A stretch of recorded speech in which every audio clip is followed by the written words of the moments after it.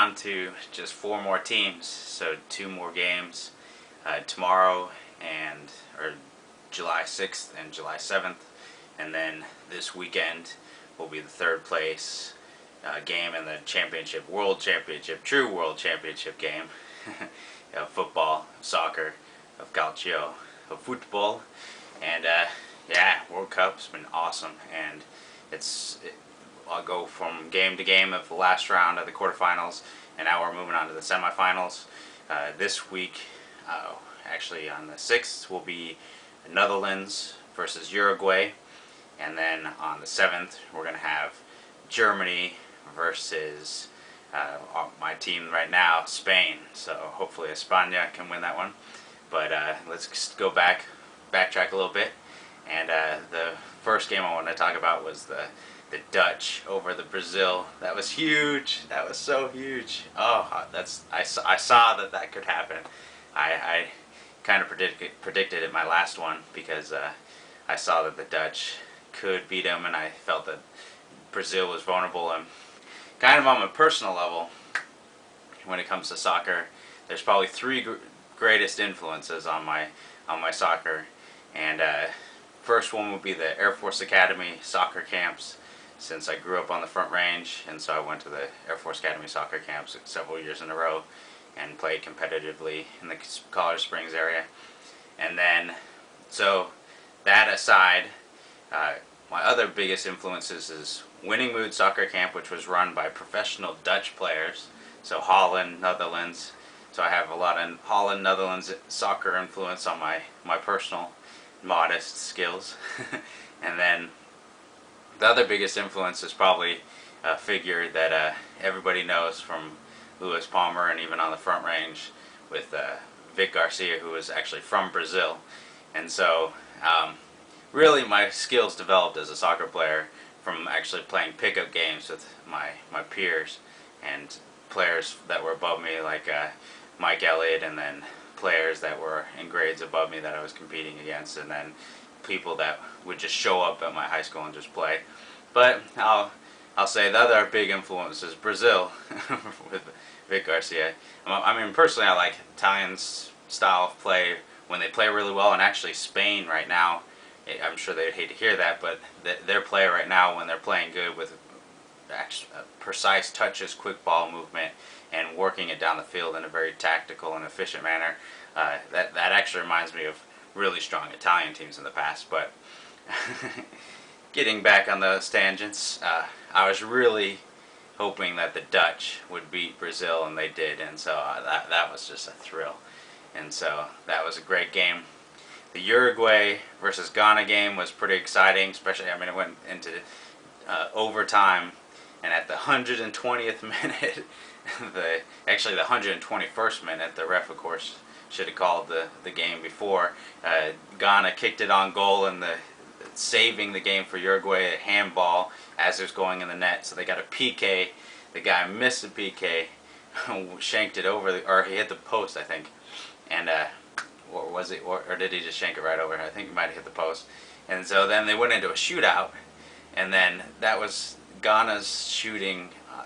Their PKs was the worst display of PK shooting I think I've ever seen. There's a player that actually shot before me and missed my senior year in state that it actually reminded me exactly of. I'm not gonna name names, but I can't, because I can't put too much blame, because I ended up missing mine, hitting the post, and that was a lot. So PKs sit uneasy with me. I hit the post hard like Roberto Baggio did. Boom, ding, that I can still hear that sound. And so whenever somebody hits a post when they're shooting a PK, I can relate, because usually I'm just so money. I have this really strong PK shot that I make that I'm not going to give it the trade secrets, but you see a lot of professional players shoot it the same way. But so anyhow, Uruguay won on PKs over Ghana, and it was a pretty good game. And then the next game was Germany, 4 goals against Argentina. Yeah, my friend Mike was saying, I haven't seen a player, or I haven't seen a team as good as Argentina get dominated so overwhelmingly, and I haven't either. I mean, I was game for game watching Argentina. I thought they were the team of the tournament. They were playing the strongest overall, and so they lost to Germany 4-0. And again, like how I said, after the win against England, I was really rooting for England over Germany, and now I was rooting Argentina over Germany. And so Germany gets the credit where the credit is due. They're going to be a tough team, but they're not invincible. That's the thing. They've lost to Serbia. They're not a perfect team. They're a younger team, and so maybe they'll show a little bit of inconsistency that I was hoping for. That is what I'm hoping for. And then Mueller is out because he got 2 yellows, and so we'll see how they play against Spain. But if Spain is going to pick it up, I guess the Spaniards play against the Germans in the European Championship.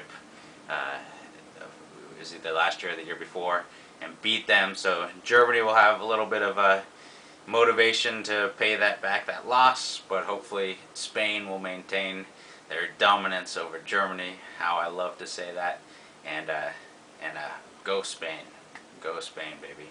So Viva España, and goddamn those Germans. And then the final game was Spain over. Oh my goodness, I can't even remember who they played against. Oh yeah, Paraguay. Paraguay was painful to watch because they actually are a really strong defensive team, but it was really ugly soccer that I'm actually glad Paraguay's out of it now, because that was tough to see. They had a really good motivational story with one of their star players who actually got shot in Mexico, and I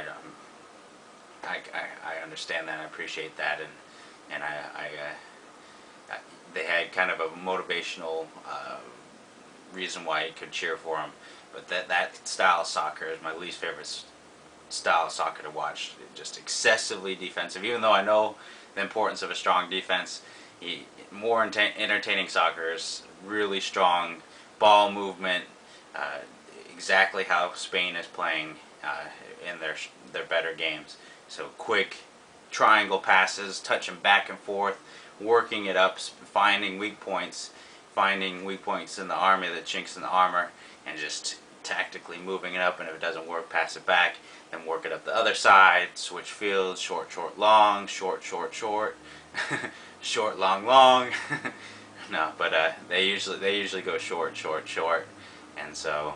But I like how they switch fields a lot, and they have probably, out of the teams remaining, the best ball movement. But I mean, Germany has good ball movement. Dutch have good ball movement. Haven't really focused on that with Uruguay. So so for game, we got Netherlands versus Uruguay, and I'm gonna pick Netherlands. I think they're gonna be flying high after meeting Brazil. But I think that they might run into the problem of actually being overconfident or riding that high, and then and underestimating, looking ahead to the championship game and overlooking Uruguay. And if that happens, then Uruguay is going to win. But I have a strong feeling that the Dutch are going to build upon what they did, all their strong points, beating Brazil, riding that all the way to the final. And most odds makers, since Germany's just racking in the 4-goal games, they're going to be putting most likely Germany as a favorite, but we know that they are not invincible, and I think that since they're a younger team, hopefully the Spaniards really pick up the game, and I'm picking Spain on this one, and I think I'm going to say 3-2 Spain, and we'll see how that goes. And so I'm cheering for Dutch versus Spain final. And this is as far as Spain has made it, so this is really exciting. So I just want to say, yeah, baby, and let's all enjoy these upcoming games. So thanks for watching, Earthian World Cup Soccer World Champions, and this has been a real thrill. So I appreciate you watching these. Thank you, and yeah.